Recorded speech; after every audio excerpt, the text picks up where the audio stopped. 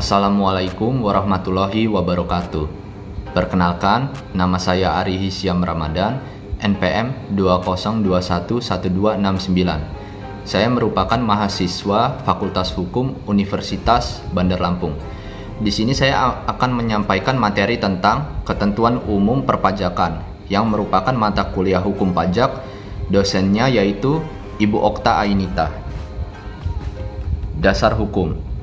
Undang-Undang Nomor 7 Tahun 1984 tentang Pajak Penghasilan atau PPh berlaku sejak 1 Januari 1984.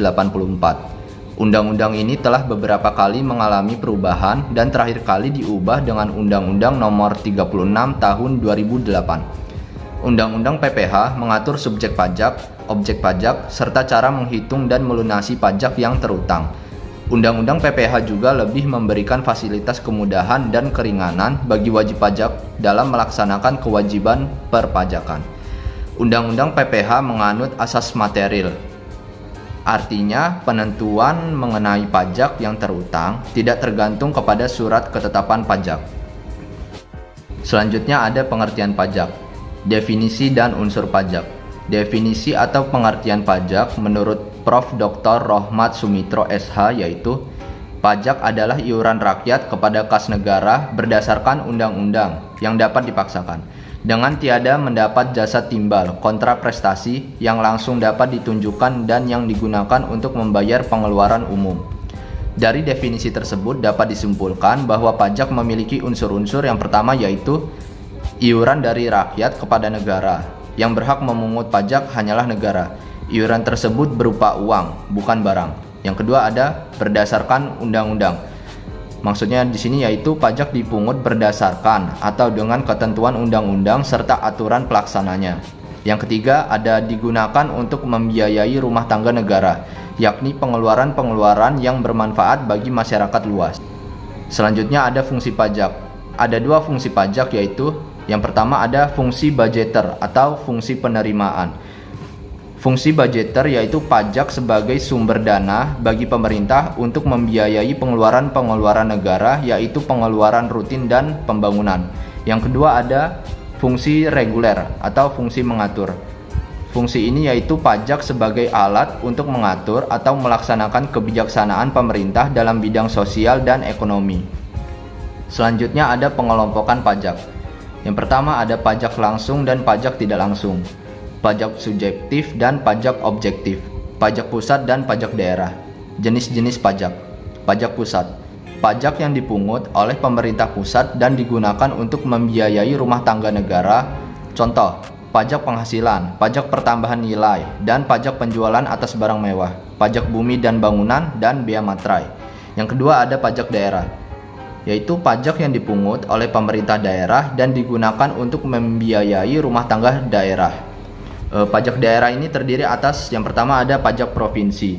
Contoh dari pajak provinsi yaitu pajak kendaraan bermotor dan pajak bahan bakar kendaraan bermotor. Yang kedua ada pajak kabupaten atau kota. Contohnya yaitu ada pajak hotel, ada pajak restoran. Selanjutnya ada tata cara pemungutan pajak. Yang pertama ada asas pemungutan pajak. Asas domisili atau asas tempat tinggal, yaitu negara berhak mengenakan pajak atas seluruh penghasilan wajib pajak yang bertempat tinggal di wilayahnya, baik penghasilan yang berasal dari dalam maupun luar negeri. Asas ini berlaku untuk wajib pajak dalam negeri. Yang kedua ada asas sumber, yaitu negara berhak mengenakan pajak atas penghasilan yang bersumber di wilayahnya tanpa memperhatikan tempat tinggal wajib pajak. Yang ketiga ada asas kebangsaan. Pengenaan pajak dihubungkan dengan kebangsaan suatu negara. Yang kedua ada sistem pemungutan pajak. Sistem yang pertama yaitu Official Assessment System.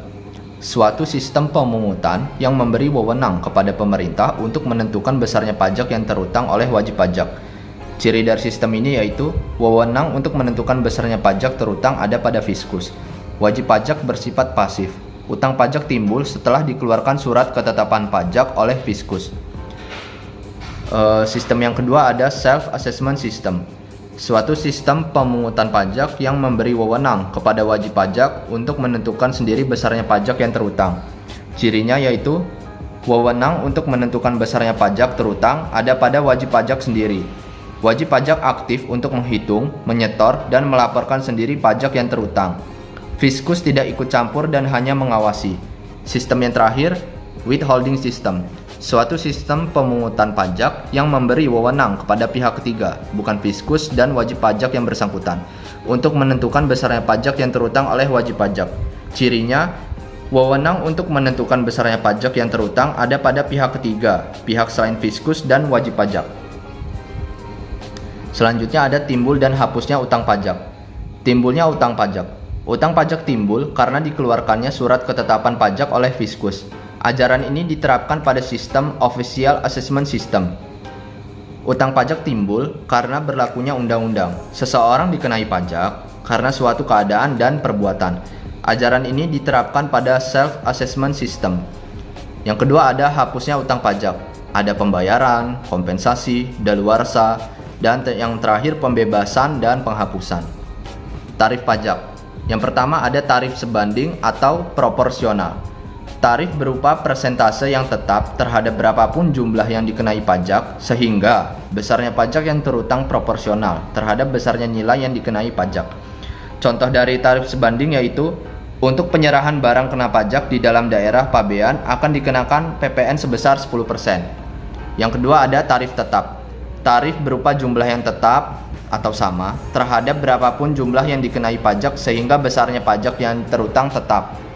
Contoh tarif tetap yaitu besarnya tarif bea materai untuk cek dan biliet giro dengan nilai nominal berapapun adalah Rp6.000. Yang ketiga ada tarif progresif.